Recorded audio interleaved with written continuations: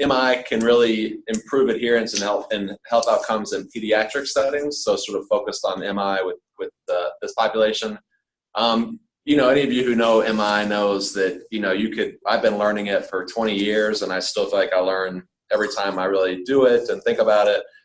So this is really just meant to be a really brief overview, but kind of talk about some of the components of MI and then talk about some specific strategies or interventions that you could use that may play well with families or with the kids that you're working with.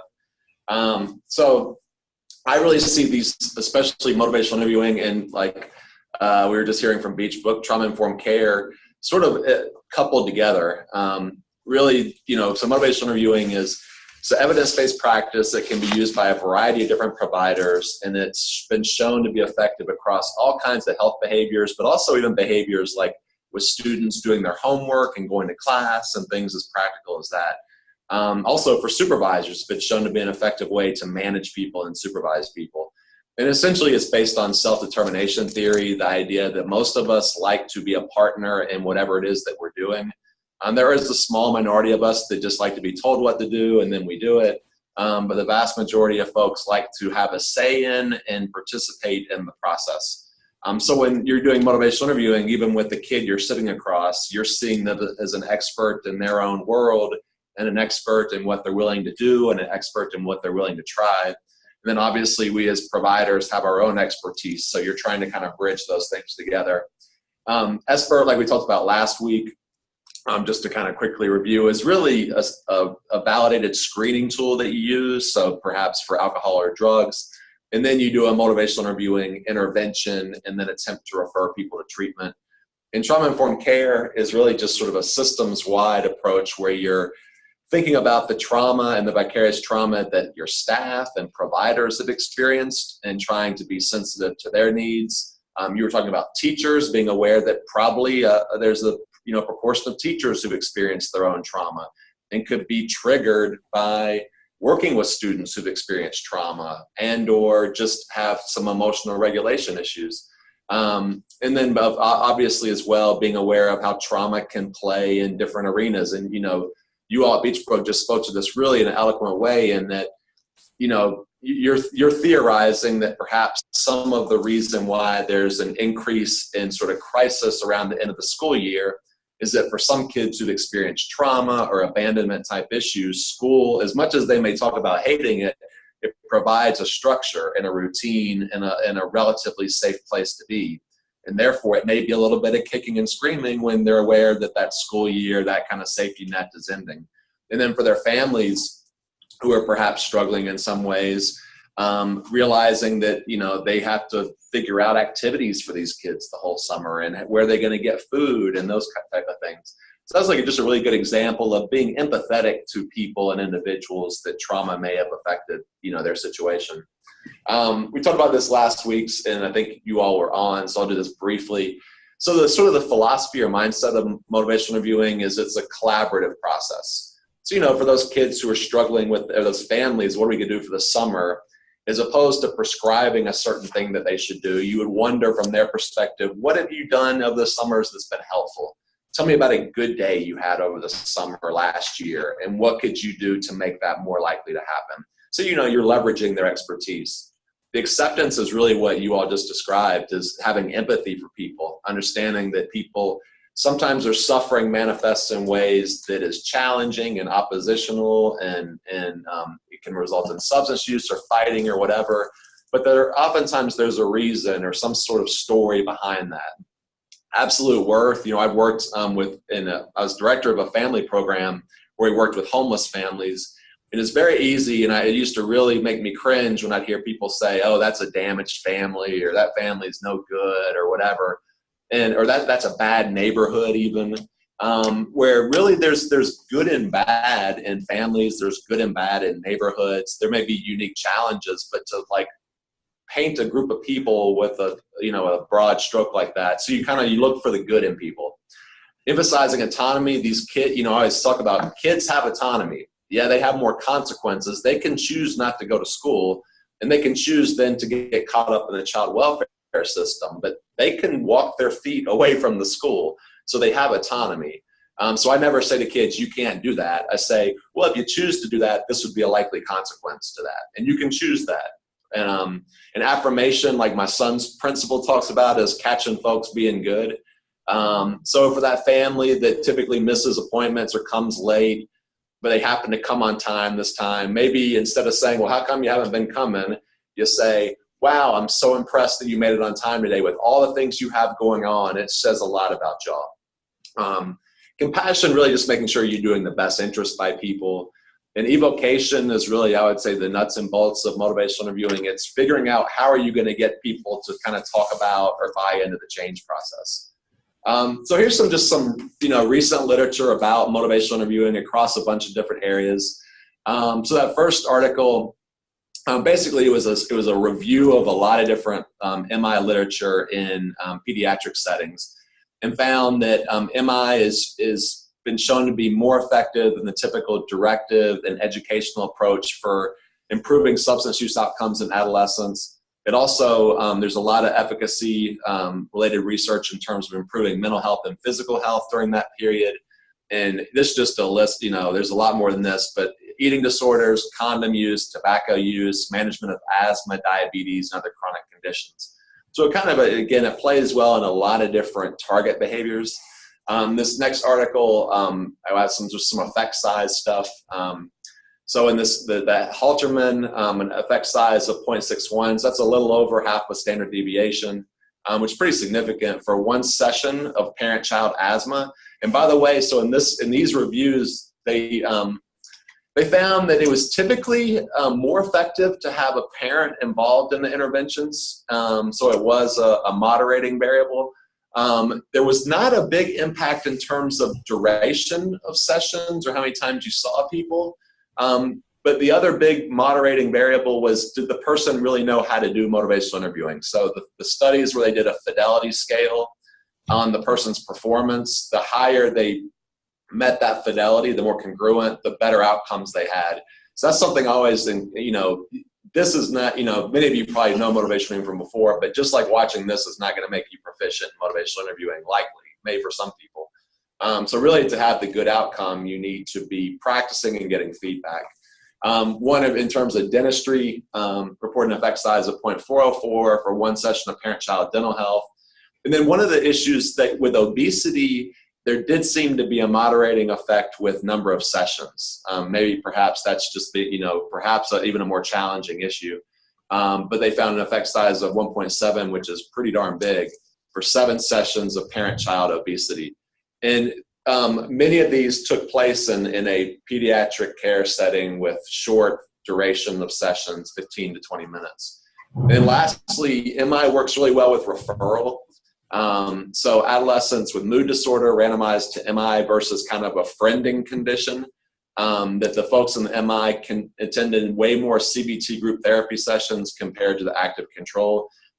And they did the befriending, which I think was interesting, is they began to wonder, well, maybe it's just that people are being nice to the kids and taking an interest in them as opposed to the motivational interviewing approach. And this would suggest that no, it is in fact being high fidelity to motivational interviewing. And there's a ton more studies in that. That's just kind of an overview. So what is the mindset? Basically, people, including kids, and maybe even most likely kids, and certainly adolescents, are more likely to be influenced by what they hear themselves say than what you tell them to do. There's just a natural tendency for people when you're told what to do to react in the opposite direction. And also, secondly, when one person argues for one side, a person who's feeling two ways about that thing is going to defend the other.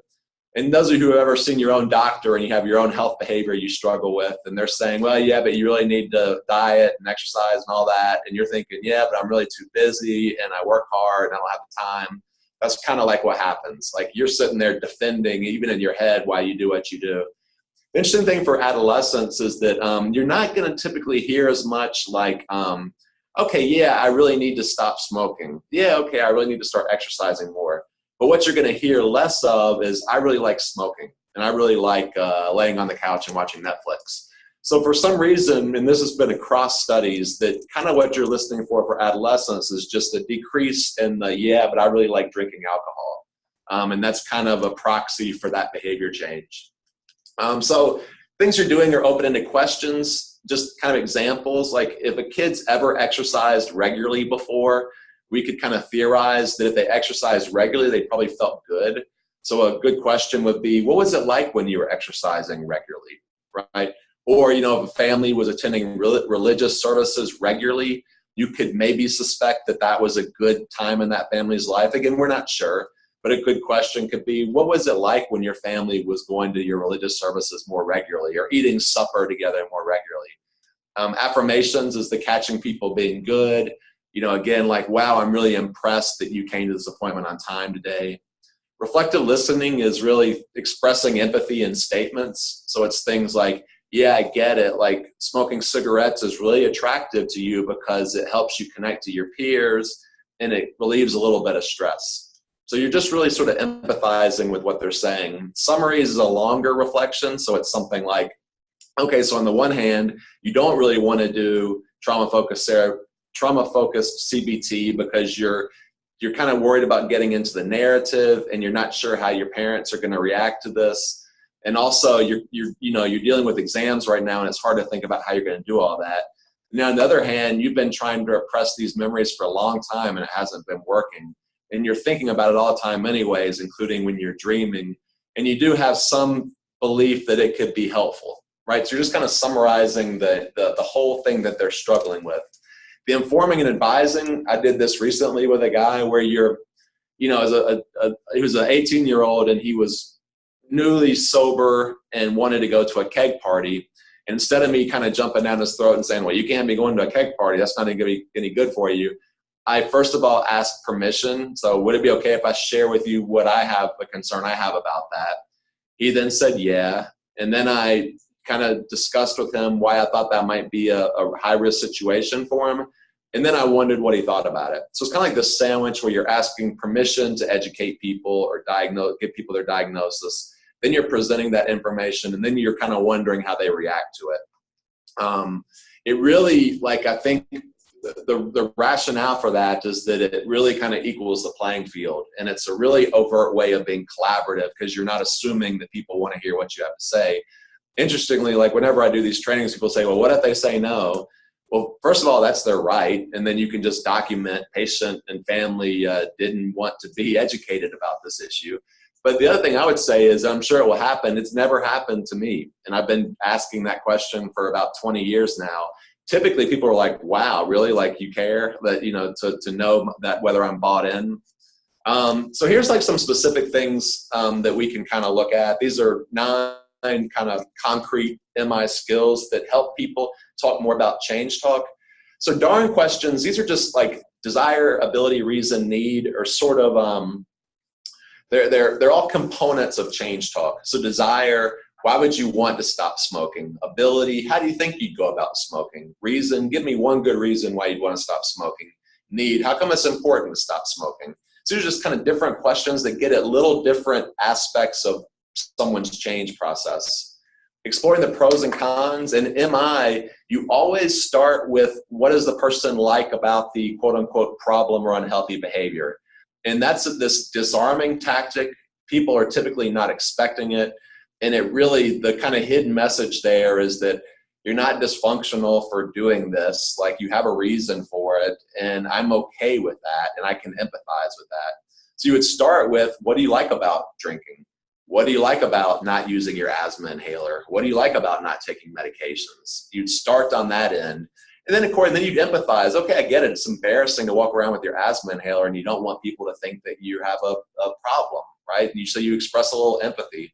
And then, of course, you would say, well, what are some of the negatives or the drawbacks about not using your asthma inhaler? And so you kind of do it in that way. Looking back, for kids, it's maybe a little bit harder because they could be incredibly young. You could do it, from families, perhaps from a little bit longer view. But it's kind of questions like, well, what were things like before you stopped smoking? What was your family like before, this situation happened? What were your grades like before you started hanging around with this peer group? So you're just kind of trying to get a sense, and oftentimes that's inspiring to people because they begin to recall themselves at sort of a higher functioning state, and it's a kind of reminds them that that's all possible again. Looking forward for kids, and especially young kids, like for very young kids, you just may want to focus on the next 24 hours. How would you like for things to be at home today when you get home? How would you like for dinner to go with your parents, right? For, adolescents, you can go a little bit longer. How would you like for this next couple of months to go? And those kind of things. In terms of values and goals, again, those can be harder with kids. So a lot of times I've asked people about role models. And I worked, it sounds like with Beachbrook, I worked with a lot of kids in public housing. And I would ask them about role models that they had. And I heard, back when I was doing this much more, I would hear a lot about Simone Biles and LeBron James at that point, who were wonderful role models. And then you can wonder, like, what, Simone Biles was in child welfare too for a while. How do you think that she overcame that? Like, what do you think her capacity, what skills do you notice in her? What do you notice about her effort? So you kind of wonder about role models, even if it's superheroes. Tell me about Black Panther. What do you notice about Black Panther? What could you do that's similar to Black Panther, right? So it's things like that. So you have to be a little bit more crafty, but the idea is that you kind of want to get a sense of people's goals and values, because ultimately you're trying to help them see perhaps that their behaviors aren't congruent with that. I haven't seen Black Panther yet, but I don't think that he is like abusing alcohol or things like that, right? So it's it's kind of that kind of thing. Yeah, no, I'm gonna see it this weekend. So then, hypothetical extremes. What's the worst thing that could happen if you continue missing school? What's the best thing that would happen if you began to attend school regularly? So it's those kind of questions. You're asking people their own. And I think this is way more helpful than you creating your own worst case scenario. Obviously, sometimes you have to educate people. Like if they don't really know how smoking is going to affect them long term, yeah, you have to educate them. But a lot of times they already have ideas. So you kind of want to start from that place. Importance of change. I work with a lot of physicians who do MI, and they almost always do these two things because there's time and you get a lot of information. So you say something like, when considering your goals of being able to continue playing sports, 0 to 10, how important is it for you to eat a healthier diet? And they tell you, well, it's a 3, right? And you're thinking, wow, that's a low number. But then what you do to evoke change talk is you say, okay, I get it, you're a 3. How come you're not a 1? So you ask about a lower number because that's going to draw out whatever little part of them or whatever ideas they have about thinking about change. We're getting ready to get into confidence. And really quickly, people who study motivation believe that motivation is comprised of importance and confidence. So I'm not going to stop smoking if I don't think it's important to stop smoking. If I got a granny who's 110 and she smoked her whole life, I'm not going to stop smoking because I'm not going to think that it's important, right? In the same way, confidence, I may think it's important to stop smoking, but I don't think if I can, if I feel completely dependent, if everybody around me smokes, even my family smokes, I may not feel like I'm confident. And it's helpful to kind of get a sense of where is my family or the kid I'm working with, where are they stuck? Is it importance? Is it confidence, or is it both? So confidence, basically you do the same 0 to 10. On a 0 to 10, how confident are you that you can stop cutting or non-suicidal self-injurious behavior? And you do the same thing. Okay, so you're a 3. How come you're a 3 and not a 1? Again, trying to draw out that bit of confidence that they have. Exploring goals and values. I already mentioned this. You got to kind of think. You got to think, developmentally, what would resonate with people. For very young kids, it's role models a lot of times, and again, even superheroes or athletes or musicians or what have you. For adolescents, it might be they might have beginning to be forming their own goals or values, and it might be people from the neighborhood or their own kind of like immediate goals around going to the prom. I know in my day, like you had to have certain grades in order to go to the prom, and you had to have certain grades to play sports. So those are those kind of immediate goals that are tangible and like on the kid's mind. So the last thing I'll kind of talk about is that, a lot of times we have people who are not talking about change and they're not demonstrating change. And MI, I think, works really well, and the research would suggest really well with this group of people. So your student or your kid you're working with who says, I really like smoking, it helps me relax and be more creative. I couldn't stop if I wanted to because everyone around me smokes. They're just screaming like, I don't want to stop, I don't want to stop, I don't want to stop. And I would argue that if you're trying to continue to tell that person they need to stop, it's just going to rupture the relationship, and you're just going to experience more opposition. So these are some like ways of providing empathy that actually in a sort of counterintuitive way, actually the research would suggest make it still more likely for people to change. So one thing you can do is like put that comment on steroids with the amplified reflection. You find that smoking really has a lot of benefits and you are not ready to find a way to stop. So you're kind of like amping it up even more a little bit.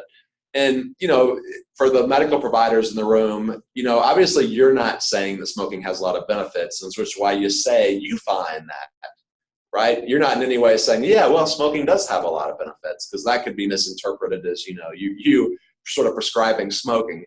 But, you're basically, this is just communicating you're listening to this person.